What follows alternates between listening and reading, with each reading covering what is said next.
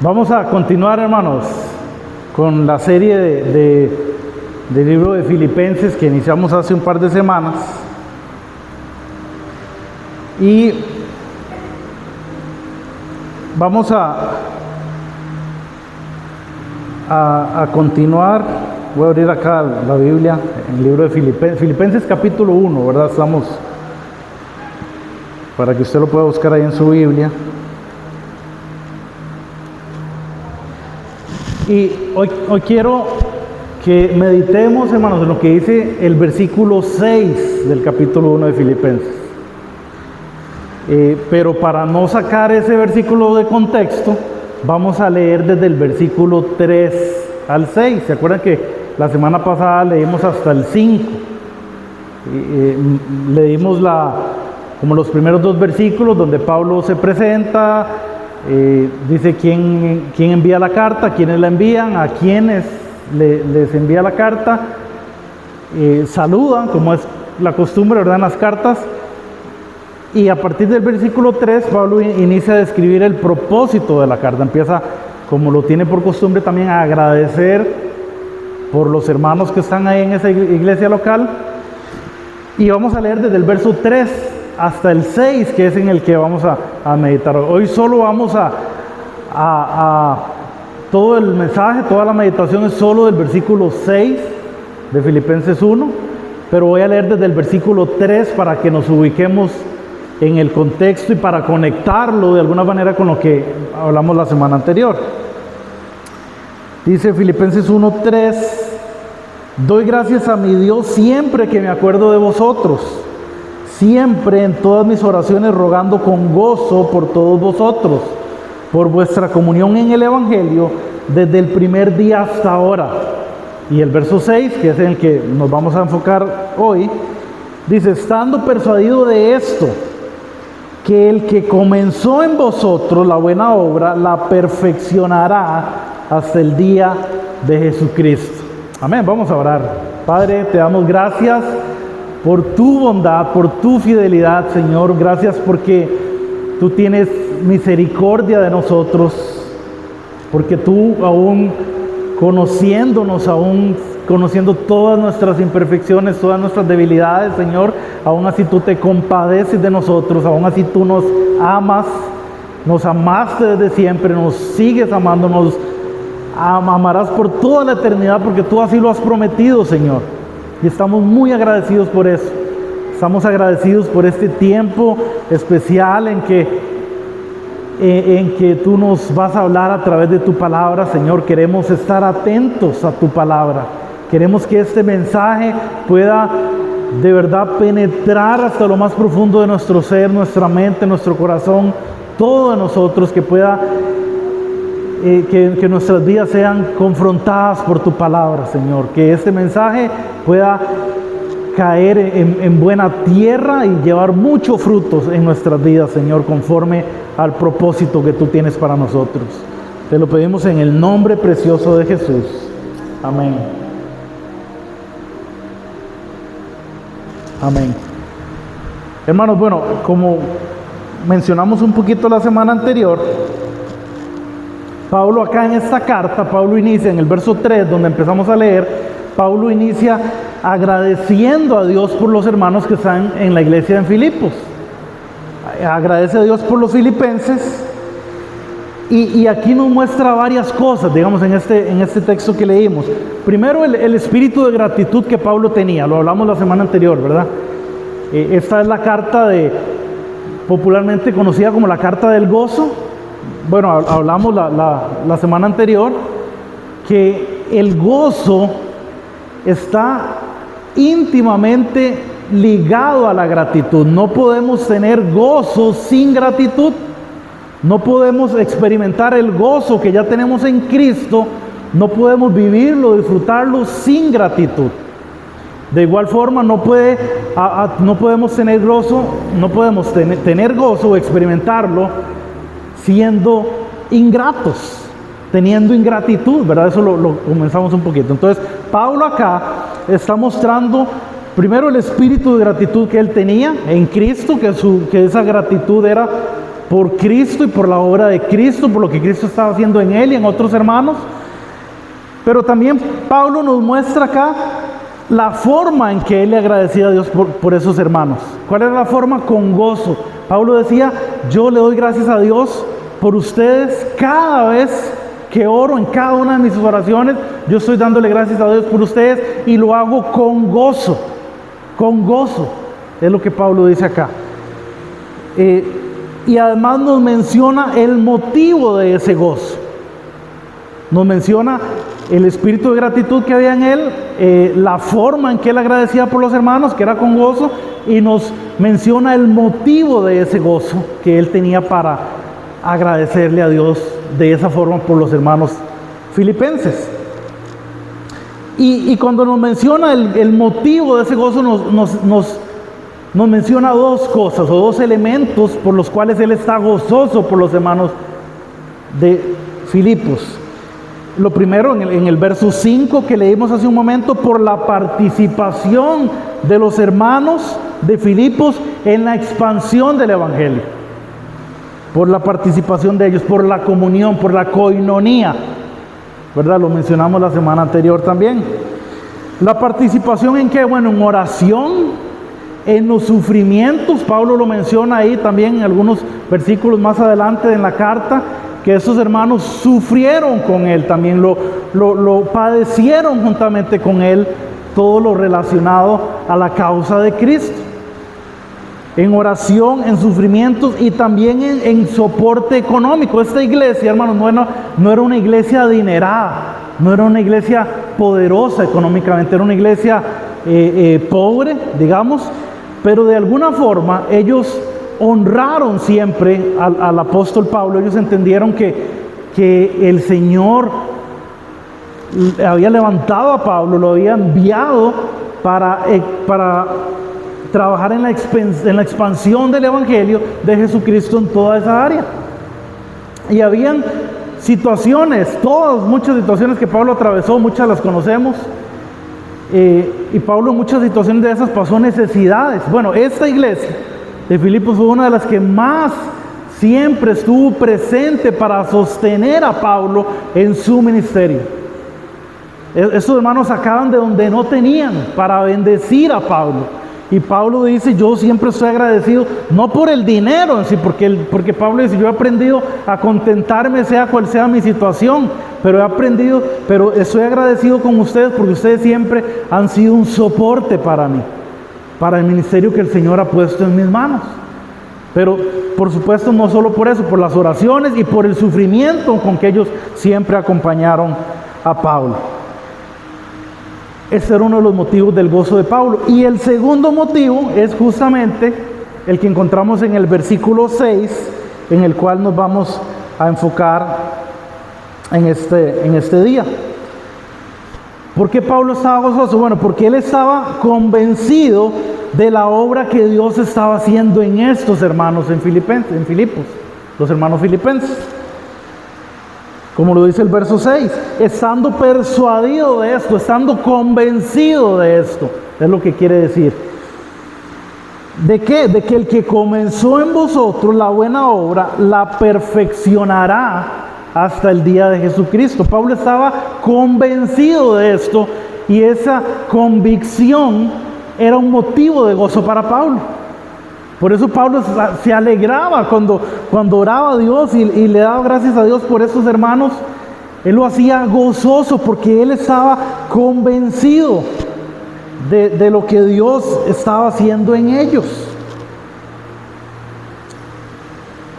Entonces, de este versículo 6 del capítulo 1 de Filipenses, vamos a hacerle algunas preguntas al texto. Y vamos a tratar de profundizar un poquito ahí para tratar de entender qué era lo que movía a Pablo, de qué era que Pablo estaba convencido y por qué eso resultaba en gozo para él. Y voy a mencionarlas, son 6 preguntas que vamos a analizar un poquito en esta mañana. Voy a mencionarlas y las vamos a ir tratando de responder una a una. Algunas respuestas son más largas que otras, pero ahí vamos a ir avanzando de una en una. Vamos a ver, vamos a tratar de descubrir acá, primero, qué fue lo que convenció a Pablo, porque Pablo dice que él estaba convencido. De pronto antes no estaba convencido, pero ahora sí estaba convencido. En algún momento algo lo convenció a él, algo pasó con él que lo convenció de esto. Amén. Entonces lo primero que vamos a tratar de responder es ¿qué fue lo que convenció a Pablo? La segunda pregunta es ¿quién fue que comenzó la obra en los filipenses? Dice Pablo que él está convencido de que el que comenzó la buena obra. Bueno, ¿quién fue el que comenzó esa obra? Vamos a responder esa pregunta. La tercera pregunta es ¿cuándo fue que inició esa obra? O esa obra inicial, ¿cuándo fue que inició? La cuarta pregunta es ¿cuál es esa buena obra? La quinta pregunta, ¿a qué se refiere Pablo cuando dice que esa obra que fue comenzada será perfeccionada?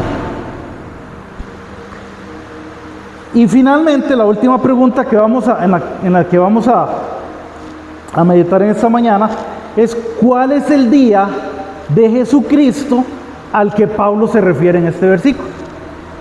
Amén. Entonces vamos a ir una a una respondiendo estas preguntas. Lo primero es, ¿qué fue lo que convenció a Pablo? Dice Pablo, yo estoy persuadido de esto, estoy convencido. De pronto Pablo antes no estaba convencido de esto, ¿verdad? Antes de él conocer a Cristo, entregarle su vida a él y todo el cambio que eso produjo en su vida. O sea, nada más murió y nació una nueva persona, ¿verdad? Un cambiecito.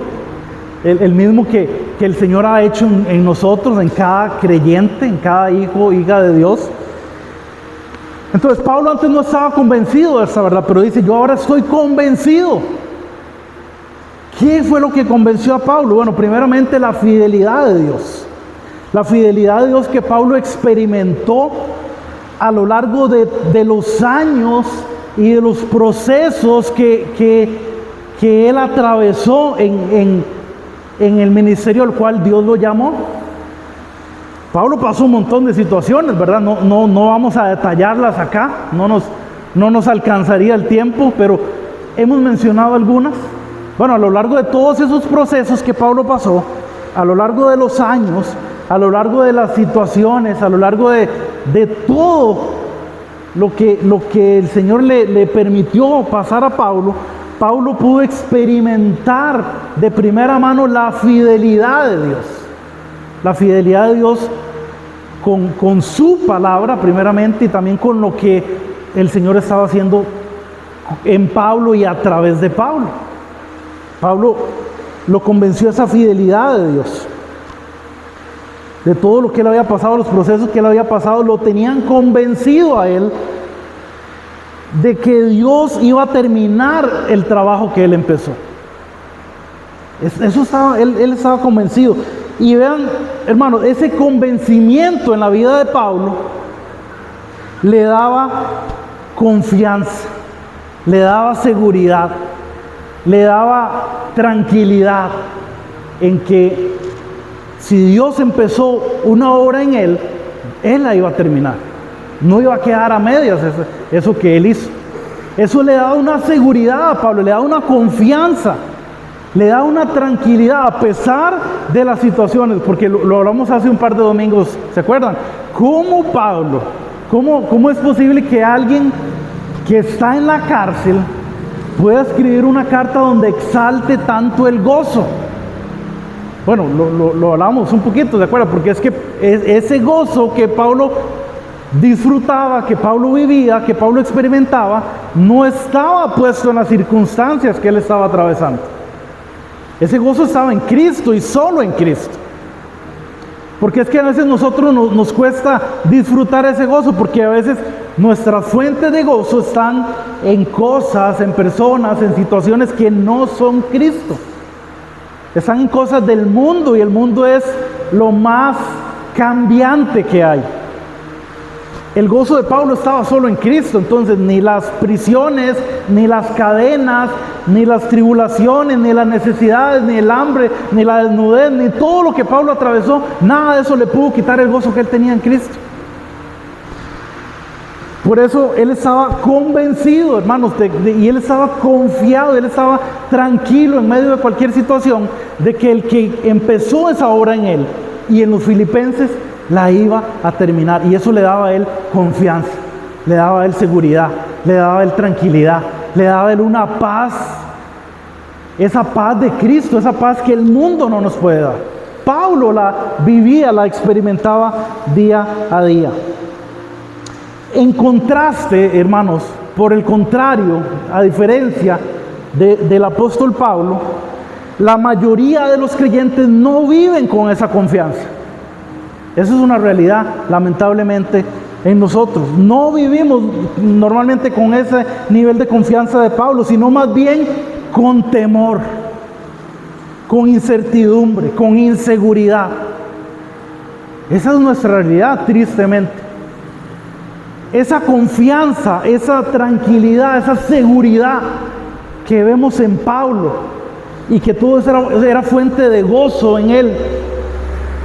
Lamentablemente, en la mayoría de los creyentes hoy en día vemos todo lo contrario. Vemos temor, vemos inseguridad, vemos incertidumbre. Entonces, no hay manera, hermanos, de que podamos sentirnos seguros y gozosos en medio del temor.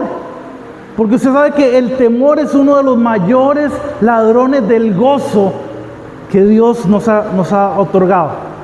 El temor nos roba el gozo. Es uno de los mayores ladrones del gozo. Pero Pablo no experimenta ese temor. Pablo no está viviendo en ese temor. Pablo no está pensando en que él va a ir a tal ciudad y seguro cuando llegue yo voy a tener que hablar lo que Cristo me mandó a hablar, y entonces eso va a provocar ahí que algunas personas se disgusten, entonces seguro me van a meter a la cárcel. Entonces Pablo seguro ya va a llegar asustado porque va a terminar en la cárcel. Pablo no vive en ese temor.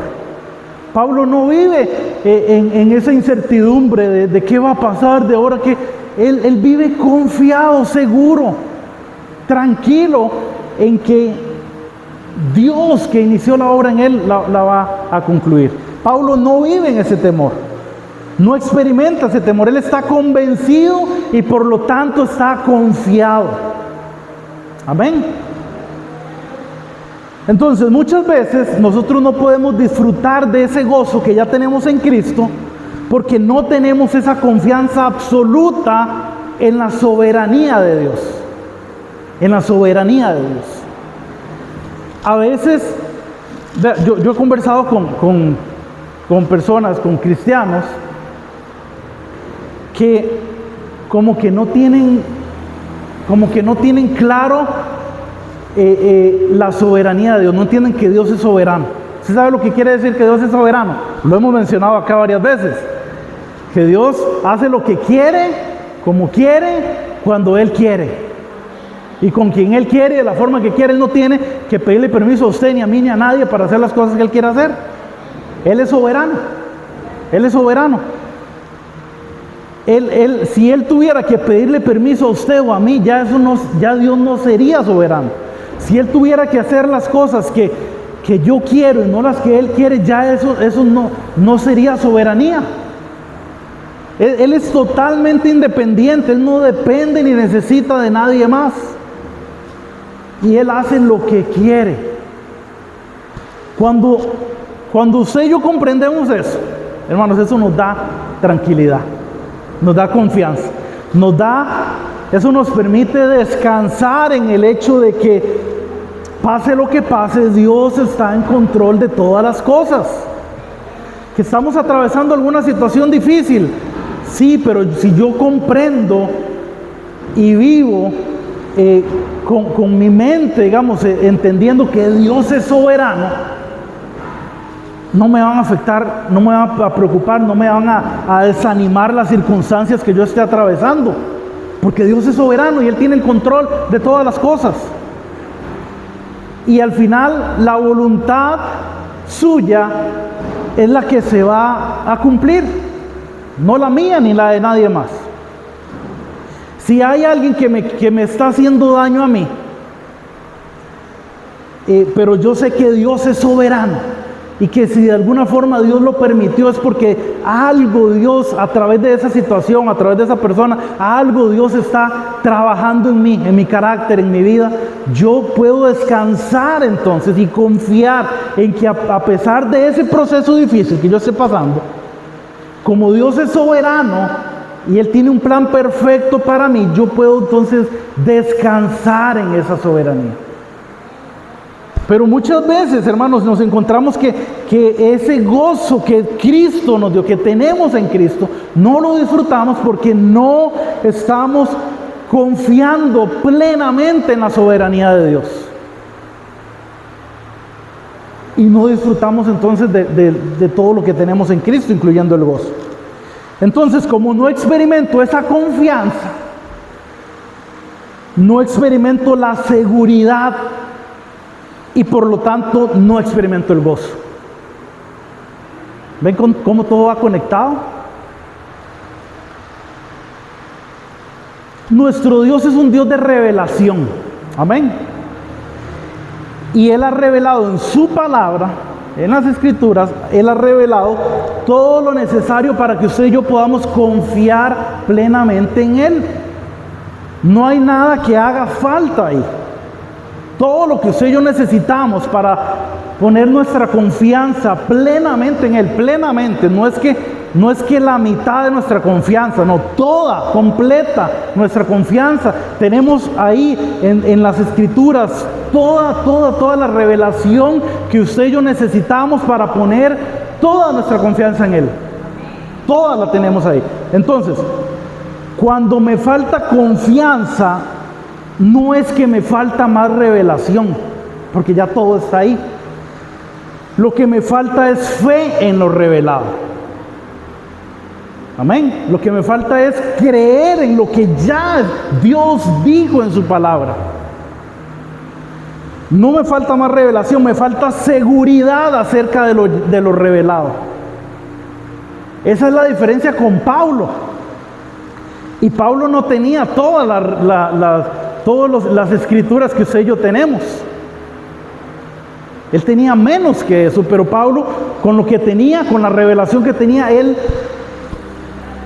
toda su confianza la depositó en el Señor. Toda, completa. Pablo era un hombre de gozo, hermanos, y ese gozo era el resultado de la confianza que él tenía en Dios.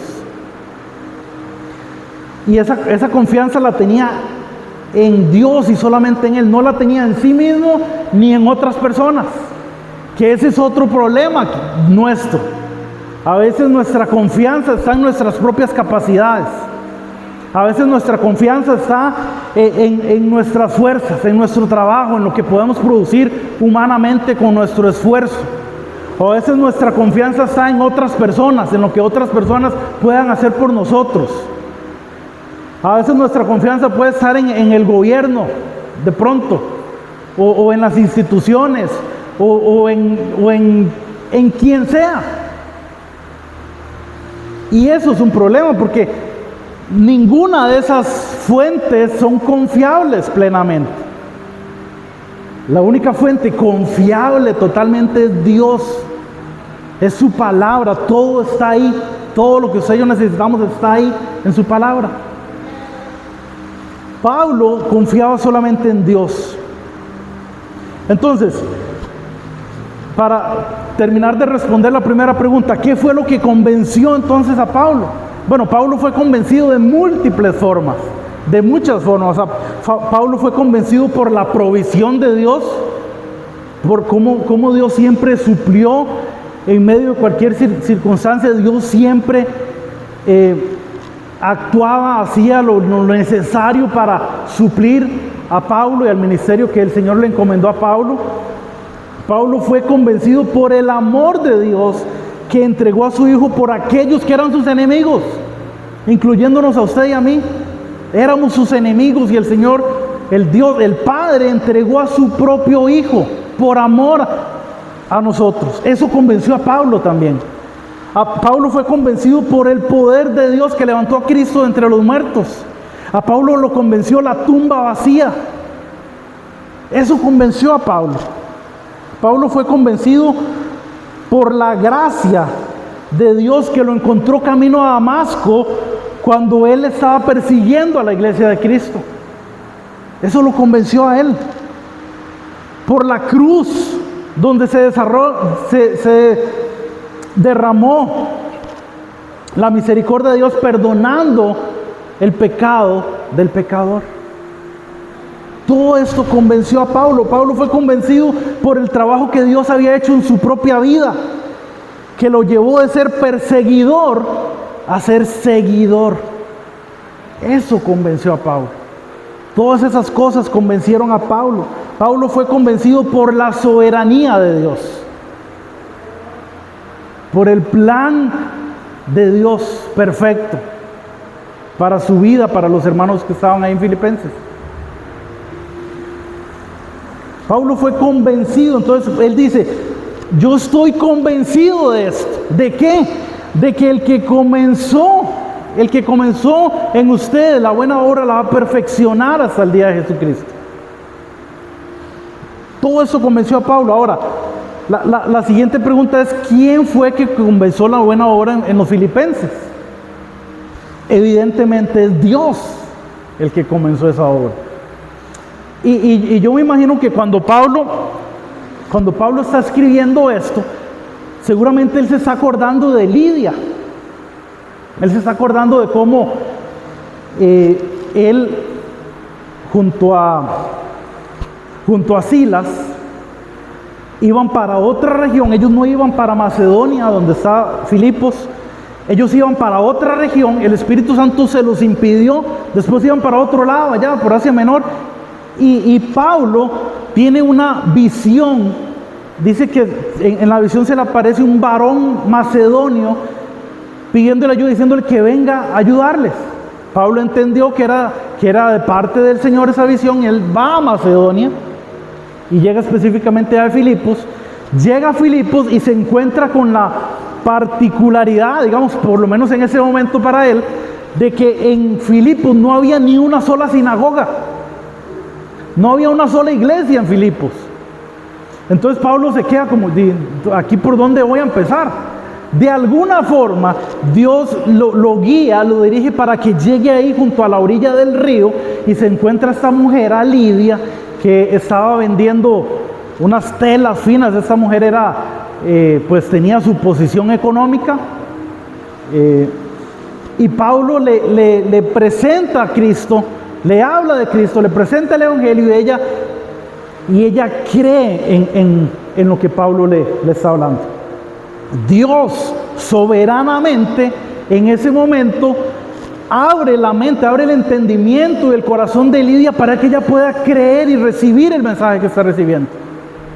Y Pablo está pensando en ella, seguro, y se está acordando cómo después ahí de poco tiempo, de algunas situaciones, cómo él termina en la cárcel, y cómo en esa cárcel, cómo metido ahí en esa cárcel, el carcelero creyó, pasó ahí un terremoto, se sacudieron las simientes de la cárcel, se abrieron las celdas, ¿se acuerdan?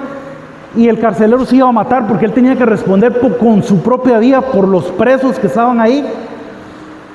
Y cuando ya él se iba a matar, Pablo le habla y le dice, no, aquí estamos, no te hagas daño.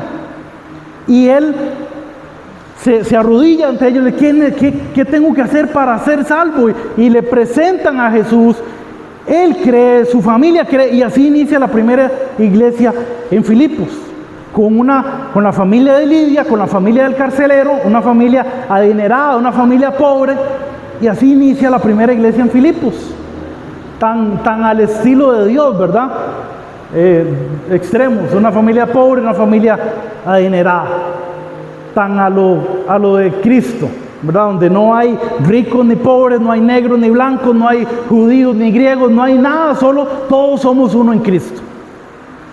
Y Pablo, cuando él está escribiendo, él está seguramente pensando en cómo Dios lo llevó a Filipos de Macedonia y cómo el Señor soberanamente,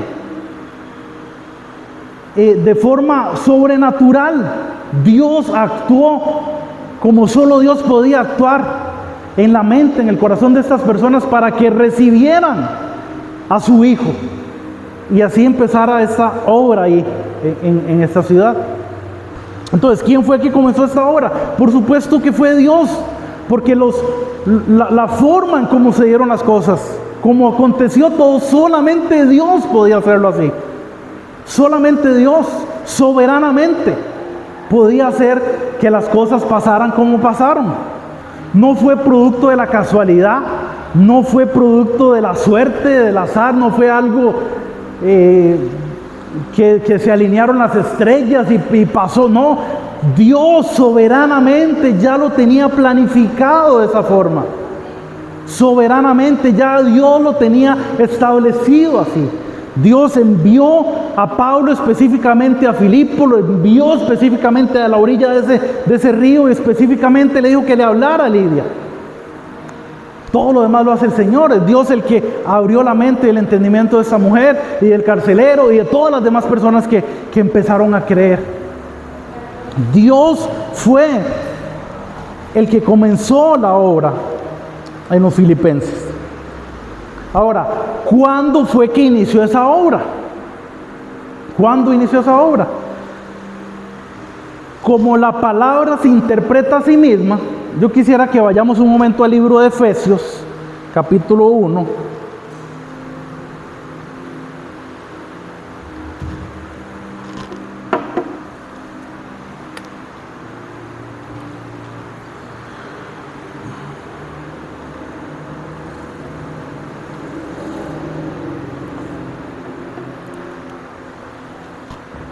Efesios capítulo 1, versículo 4.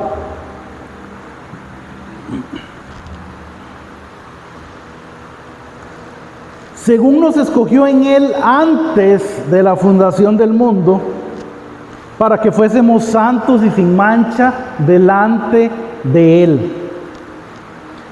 ¿Cuándo inició esta obra? Antes de la fundación del mundo. Hermanos, cuando en la eternidad, desde la eternidad, en la eternidad pasada, digamos, desde antes de que Dios creara los cielos y la tierra, cuando eso estaba solamente en la mente de Dios, cuando no existía nada más, no existía materia, no existía nada más, nada existía, solo Dios existía desde siempre. Y cuando todas estas cosas Dios no las había creado aún. Dios no había creado al hombre, no había creado ni siquiera el universo, nada de esto existía solamente en la mente de Dios. Dios ya había pensado en usted y había pensado en mí. Amén. ¿Usted se imagina lo que es eso? Dios no había creado nada, no existía materia alguna en el universo y Dios ya había pensado en usted. Usted ya estaba en la mente de Dios. Yo ya estaba en la mente y en el corazón de Dios. Y dice Pablo aquí en Filipenses que Él nos escogió desde antes de fundar el mundo, desde antes de crear todas las cosas. Él ya te había escogido a ti, me había escogido a mí. Fue una decisión soberana de Dios. Fue una decisión suya. Imagínense, Dios no había creado a nadie ni a nada, solamente existía Él, porque Él existe desde siempre. Y desde ese momento Dios ya había pensado en nosotros y ya nos había escogido a nosotros soberanamente. ¿Por qué? Porque Él lo quiso. Ahí mismo en Efesios Pablo dice que ¿por qué lo hizo? Por el puro afecto de su voluntad, lo dice allá en el capítulo 2. Por el puro afecto de su voluntad Él nos escogió. ¿Cuándo? Desde antes de la fundación del mundo. Desde la eternidad pasada, Él ya pensaba en nosotros, ya pensaba en Lidia, ya pensaba en el carcelero, en sus familias, ya pensaba en toda la gente de Filipos que iban a aceptarlo en su corazón, que iban a entregarle su vida a Él. Y todo lo que esto iba a traer, todo lo que esto iba a aportar en la expansión del Evangelio de Jesucristo. Esa obra inició desde siempre, hermanos. No fue que en algún momento de camino a Dios se le ocurrió. Dice, mira, sí, No, Dios siempre estuvo eso en la mente de Dios. Siempre. Él siempre pensó en nosotros. Cuando usted y yo no habíamos hecho nada, ni siquiera existíamos, Él ya nos había escogido. Él ya nos había amado porque Él nos amó desde siempre. Dice el profeta Jeremías, hablándole de parte de Dios a su pueblo: con amor eterno te he amado. Con amor eterno. Desde siempre, desde antes de que usted y yo existiéramos, Dios ya nos amaba, porque ya estábamos en su mente. Ya existíamos en la mente de Dios. Aunque no habíamos sido creados aún por Él, existíamos en su mente y ya Él nos amaba. Imagínense, y nos va a amar por siempre, porque su palabra dice que Él nos ama con amor eterno. ¿Sabe lo que es eterno? ¿Verdad? También lo hemos mencionado acá. La eternidad no es un periodo de tiempo que dure mucho, es un presente eterno, es un presente constante. Dios no se limita al tiempo ni al espacio. Él creó el tiempo y el espacio. Él gobierna sobre el tiempo y el espacio. Y nos puso a nosotros ahí para que nosotros podamos pues vivir y cumplir con el propósito de Dios de este lado de la eternidad. Pero Él nos amó desde siempre, desde la eternidad y por la eternidad. Él nos escogió desde la eternidad, pensó en nosotros, nos escogió, nos llamó, nos justificó, nos santificó. Todo, desde siempre, Él ya tenía eso en la mente.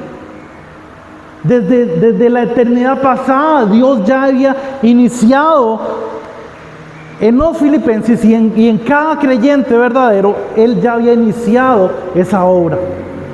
Amén. Ahora, ¿cuál es esa buena obra? Dice el texto que Dios, el que inició la buena obra. En Filipenses 2:10 dice que usted y yo fuimos creados por Cristo Jesús para buenas obras.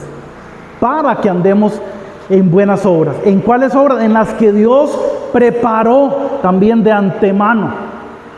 Es decir, cuando solo existía Dios, cuando no había creado nada, Dios ya había pensado en nosotros. Digamos que Él, aquí en una parte de su mente, ya él tenía, en sus pensamientos ya estábamos usted y yo. Amén.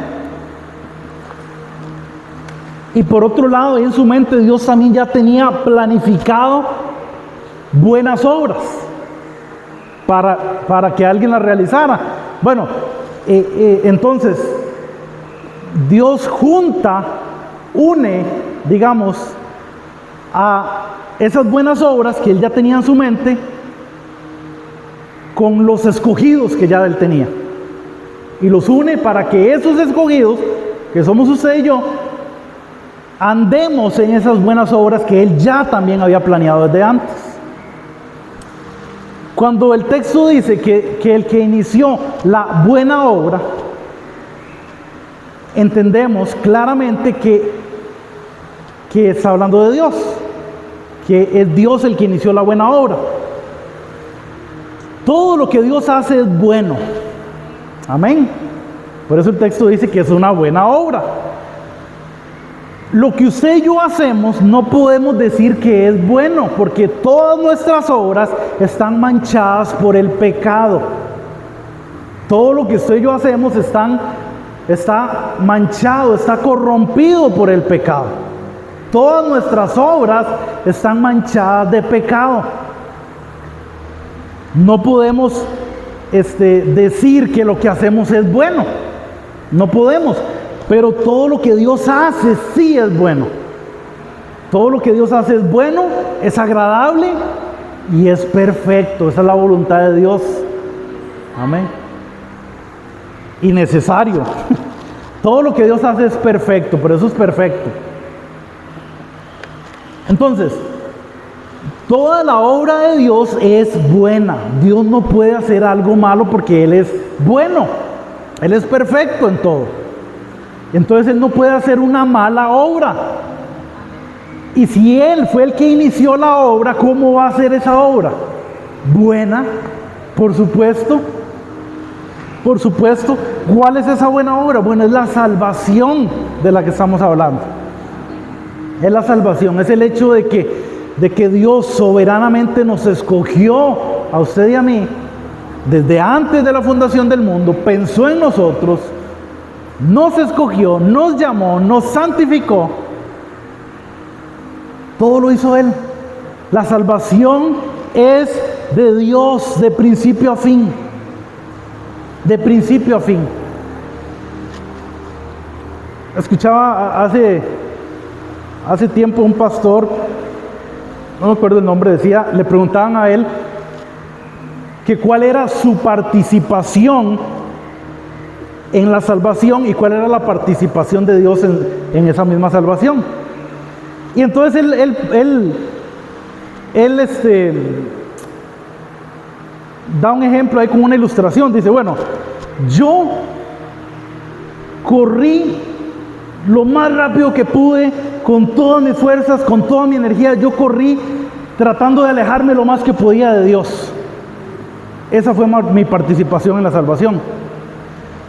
Y la participación de Dios fue que Él me persiguió, corrió detrás mío, me alcanzó y me atrapó. Esa fue la participación de Dios. Hermano, todos nosotros lo que hicimos fue huir de Dios, correr, alejarnos, irnos lo más lejos posible de Dios. Y Dios nos permite.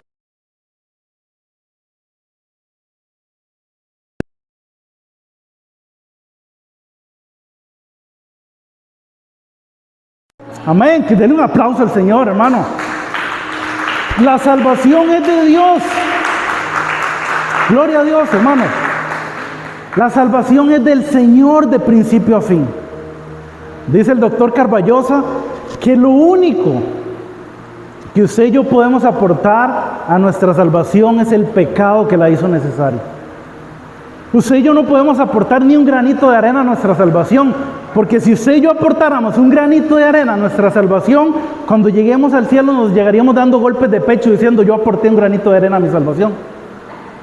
Lo único que pudimos aportar fue el pecado para hacer necesaria la salvación. Esta obra preciosa que el Señor comenzó en nosotros es esa salvación que es suya de principio a fin. No hay nada que usted y yo podamos aportar a ella. Usted y yo lo único que hicimos fue huir de Dios, alejarnos de Dios, escondernos de Dios, y Él lo hizo todo. Él nos buscó, nos persiguió, nos alcanzó, nos atrapó, con lazos de amor nos rodeó, nos atrajo hacia Él, para que usted y yo no pudiéramos escapar de ninguna forma. Esa obra es de Dios. No hay nada que usted y yo podamos hacer, no hay ningún mérito que podamos tener para ganarnos o para merecer o para nada. Todo es del Señor, todo es de Él. Esa obra es suya. Amén. Ahora, bueno, la quinta pregunta que habíamos formulado al inicio dice que ¿a qué se refiere Pablo cuando dice que esa obra que fue comenzada será perfeccionada?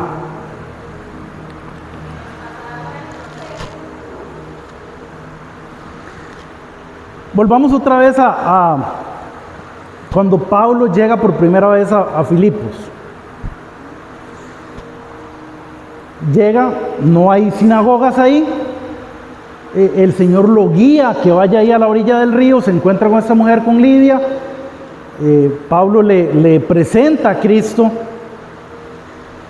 y el Señor es el que hace la obra en Lidia, no es Pablo, ¿verdad? No es la predicación de Pablo, no es la obra de Pablo, es el Señor, es el Espíritu Santo el que hace la obra en Lidia. ¿Cuál es la obra? Bueno, Él es el que abre el entendimiento de esta mujer, el que abre su corazón, porque su corazón no solo estaba cerrado, estaba endurecido, tenía la visión entenebrecida, la voluntad cautiva, esclavizada por el pecado, ¿verdad? Y el Espíritu Santo es el que hace la obra en ella. Amén. Es el que la salvación es del Señor. Amén. Igual con el carcelero. Todo lo que pasó con el carcelero, ya como decíamos hace un momento, ahí inicia la primera iglesia en Filipos con estas dos familias.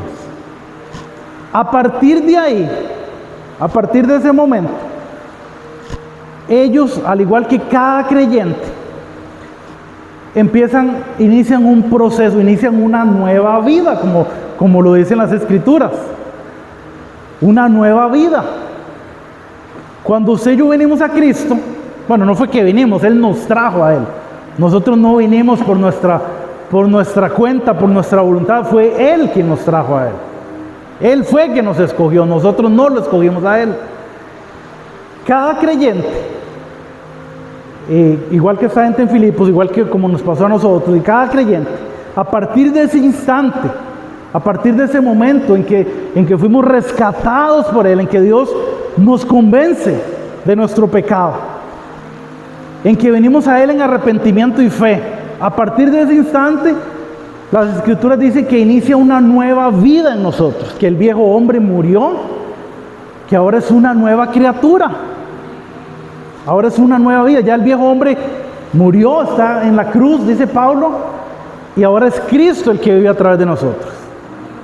Ok, esa nueva vida, esa nueva criatura empieza un proceso, empieza un nuevo proceso de santificación. La santificación, digámoslo así, es como, digamos que la doctrina de la salvación, voy a mencionarlo así espero más bien no enredarlos, pero voy a tratar de ilustrarlo así. La salvación, la doctrina de la salvación es como en tres dimensiones, digámoslo así, como cuando usted va al cine a ver una película 3D y usted tiene que ponerse las gafillas 3D para poderla entender. ¿Usted alguna vez ha tratado de ver una película en 3D sin las gafas de 3D? No se entiende nada. Bueno, vamos a ponernos las gafas 3D para tratar de entender como las tres dimensiones, digámoslo así, de la salvación. Es decir, hay una salvación pasada, hay una salvación presente, podríamos decirlo así, y hay una salvación futura. La salvación pasada es esta que estamos hablando, de que Dios desde antes de la fundación del mundo, soberanamente, Él nos escogió. Él escogió a los suyos, desde siempre, desde la eternidad pasada. Él nos escogió soberanamente. Usted y yo no tuvimos ni voz ni voto en eso, ni siquiera existíamos. Dios nos escogió. En la salvación pasada, usted y yo no tuvimos ninguna participación. Dios lo hizo todo. Podríamos decir que la salvación futura es ese día glorioso cuando el Señor vuelva por nosotros, cuando Él venga por su iglesia, y dicen las Escrituras que seremos transformados, glorificados totalmente, que nuestros cuerpos incorruptibles corruptibles se convertirán en incorruptibles, esto mortal se vestirá de inmortal.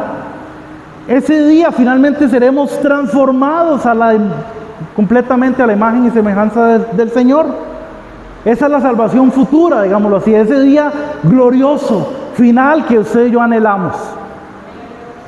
Pero en medio de eso hay una salvación presente, digámoslo así, que es lo que conocemos como la doctrina de la justificación, o la santificación, perdón, la santificación. ¿Qué quiere decir esto? Que usted y yo, que los que ya somos salvos, los que somos de Cristo, en el día a día nos damos cuenta que seguimos luchando con el pecado, que el pecado sigue estando en mí, que sigo fallando, que sigo cometiendo errores, que sigo ofendiendo a Dios con mis acciones, con mis pensamientos, con mis palabras. Sigo pecando todos los días, pero ya Dios me salvó. Entonces, ¿por qué yo sigo luchando con eso, verdad? Bueno, porque estoy atrapado, digámoslo así, en esta carne que solo tiene inclinación hacia el pecado. Entonces, en la santificación es donde Dios está trabajando en mí, pero yo tengo que hacer mi parte también. Dios está trabajando en mí para perfeccionarme. Eso es lo que Pablo está diciendo acá. Es esa obra que Dios ya inició, la está perfeccionando en cada creyente. Está trabajando en nosotros. Está cultivando, desarrollando el carácter de Cristo en nosotros. Porque la meta de Dios es formar a su Hijo en nosotros. Y Él lo va a hacer, hermanos. Dios está empeñado en formar a su Hijo en nosotros, en cada creyente. Y Él lo va a hacer. Y ese proceso de santificación es lo que Pablo está mencionando acá, que es esa obra, Dios las va a perfeccionar en nosotros. Él está perfeccionándonos, aunque a veces a usted no le parezca. Ese hermano que es difícil, que a veces cuesta amarlo, Dios lo está perfeccionando a él también, aunque a usted no le parezca. Dios está trabajando en la vida de sus hijos, de su esposo, que a veces Dios está perfeccionándolos a ellos también, aunque a veces no sea tan visible para nosotros. Entonces Pablo dice, la confianza o el convencimiento, Pablo dice, yo soy convencido de esto. ¿De qué? De que Dios, que inició esa obra, ¿cuándo la inició? Desde siempre, desde antes de fundar el mundo. Dios la está perfeccionando y la va a seguir perfeccionando. Dios no va a dejar esa obra a medias. ¿Por qué? Bueno, porque es Dios el que la inició. Sería muy diferente si hubiéramos sido cualquiera de nosotros que iniciamos las cosas, porque usted y yo sí tenemos la tendencia de dejar botado lo que iniciamos, ¿cierto? Porque nosotros nos desanimamos, nos decepcionamos, nos cansamos, porque, no sé, le pregunta a uno, bueno, pero ¿por qué usted no siguió con las clases de guitarra? Es que me cansé, o me desanimé, o es que no pensé que fuera tan difícil, o es que no pensé que se tomara tanto tiempo para esto, o por qué no siguió con tal cosa, es que se me terminaron los recursos. Es que a Dios no le pasa eso. A Dios no se le terminan los recursos. Él tiene recursos ilimitados, infinitos. Él tiene poder infinito. Dios no se desilusiona como nos pasa a nosotros. Dios no se desanima como nos pasa a nosotros. A Dios no le falta nada para completar lo que Él inició. La confianza de Pablo en que Dios va a completar la obra es porque fue Dios mismo que la inició. Si hubiéramos sido nosotros no podemos garantizar, hermano, que lo que iniciamos lo vamos a concluir. No podemos garantizarlo. Y usted sabe de qué le estoy hablando, porque somos inconstantes. Esa es la realidad. Pero como fue Dios el que empezó la obra, Pablo entonces tiene la plena certeza de que esa obra Dios la va a completar. No la va a dejar a medias. Hermano, yo no sé en qué parte del proceso usted cree que se encuentra. Bueno, tenga la confianza de que Dios no te va a dejar a medias. Dios no te va a dejar así como estás. Si eres de Cristo, Dios va a completar lo que inició en tu vida. Dios lo va a completar porque Él mismo fue quien inició la obra. No es obra de hombres, no es obra de nadie más, es suya la obra y Él la va a completar. Él está formando a tu hijo en ti. Y finalmente, ¿cuál es el día de Cristo, el día de Jesucristo al que Pablo se refiere? Yo no voy a entrar acá en temas ahí teológicos, no vamos a mencionar todas las posiciones teológicas acerca de esto, pero nada más podríamos mencionar que el día de Jesucristo es el día en que Cristo regrese por su iglesia. Amén.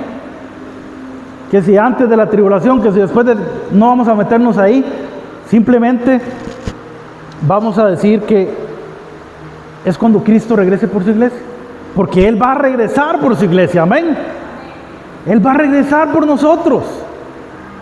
Él va a volver por nosotros. Y va a venir y nos va a llevar con Él. Ese es el día de Jesucristo, el día glorioso, el día donde Él venga a encontrarse con su esposa, con su amada iglesia, y finalmente la va a presentar delante del Padre, y dice que será una iglesia sin arruga y sin mancha. Dios la va a presentar sin arruga y sin mancha delante de Él. Imagínense cuando usted y yo estemos delante de la presencia del Señor y Cristo nos esté presentando con el Padre. Padre, esta es mi esposa amada, sin arruga, sin mancha, limpia, perfecta, santificada. Dios no nos va a presentar, Dios no nos va a decir, mire, Padre, esta es una ovejita tuya, esta es de las que yo compré con mi sangre. Bueno, está sucia, pero es tuya. No. Dios no nos va a presentar, dice que Él nos va a presentar sin arruga y sin mancha. ¿Por qué? Porque, a ver, no es que no las tenemos, pero es que Él las cubre. Es que Él cubre, Cristo, con su sangre, con Él mismo, Él cubre toda imperfección en nosotros. Entonces, cuando el Padre nos ve, no ve nuestras impurezas, Él ve a Cristo en nosotros. Él no te ve a ti ni me ve a mí, Él ve a su Hijo, porque Él lo que quiere ver es a su Hijo. El día de Jesucristo es cuando finalmente nos encontremos con Él, estaremos con Él para siempre. Amén. Pablo está convencido, hermanos, de que Dios inició una obra. Y esa obra es buena, por supuesto, porque la hizo Dios. Todo lo que Dios hace es bueno. Y dice Pablo, yo estoy convencido de que Dios, que inició esa obra, y que esa obra es buena, la va a perfeccionar. La está perfeccionando, está trabajando en ella, está trabajando en nosotros, nos está perfeccionando. ¿Hasta cuándo? Hasta el día de Jesucristo, hasta el día que Él regrese por su iglesia. Y seamos finalmente desposados con Él.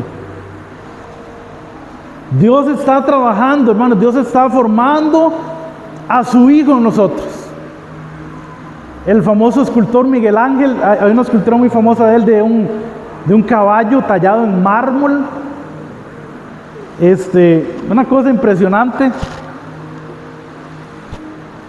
Y le preguntan a Miguel Ángel en una ocasión que cómo él hizo de un bloque de mármol sin forma, sin nada, cómo él hizo para hacer la escultura de un caballo, de algo tan impresionante ahí. Y dice Miguel Ángel, bueno, es que fue muy sencillo. Yo solamente agarré mi mazo y el cincel y empecé a quitarle todo lo que no se parecía a un caballo. Hermanos, Dios está empeñado en quitar de nosotros todo lo que no se parece a su Hijo. Dios tiene un mazo y un cincel en su mano y está quitando de nosotros todo lo que no se parece a su Hijo, porque Él quiere ver a su Hijo en nosotros. Él no quiere ver otra cosa, Él quiere a su Hijo. Y Él lo está formando, Él está empeñado en formarlo. Por eso es que Él está perfeccionando esa obra que inició en nosotros. Y están formando la imagen de su Hijo en nosotros. Amén. ¿Qué le parece si se pone de pie un momento?